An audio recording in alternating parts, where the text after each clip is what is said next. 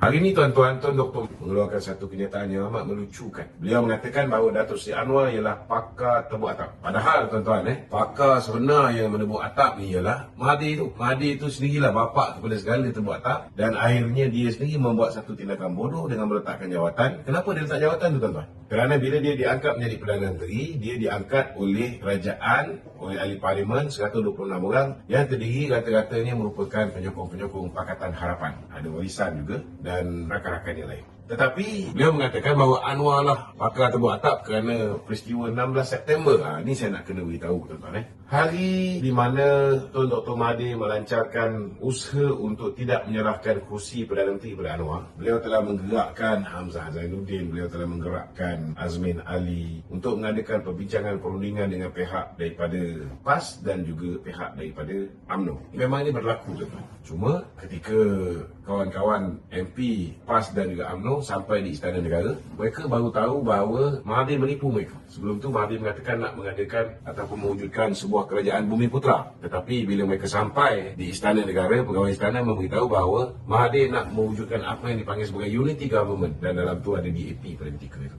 Dan pada ketika itu, UMNO dan PAS mengambil keputusan untuk tidak menyokong Tun Dr. Mahathir untuk diangkat menjadi Perdana Menteri, dan mereka melalui Anwar Musa ketika itu, saya masih ingat lagi, mengeluarkan kenyataan bersama dengan Taqiyuddin mengatakan bahawa mereka tarik handbrake, tidak mahu bekerjasama dengan Tun Dr. Mahathir. Lepas itulah tuan-tuan baru berlakunya apa yang dipanggil sebagai kerajaan langkah Sheraton yang telah mengangkat Muhyiddin Yassin pula sebagai Perdana Menteri. Kerana bila baginda tuanku Sultan Abdullah yang Di-Pertuan Agong memanggil 222 orang ahli parlimen ini, tidak ada satu orang pun yang mendapat lebih daripada 112 kursi untuk diangkat menjadi Perdana Menteri. Tidak ada orang yang dapat simple majority. Itu sebenarnya apa yang berlaku. Berbalik pada Datuk Seri Anwar Ibrahim, memang betul Datuk Seri Anwar pernah berusaha untuk membentuk kerajaan melalui apa yang dipanggil sebagai peristiwa 16 September. Jadi sebenarnya sebelum Mahathir katakan kat orang lain tebuk atap, sebenarnya dialah bapa tebuk atap tuan-tuan. Tapi kita tak boleh nafikan bahawa pada ketika itu memang dibolehkan. Maknanya apa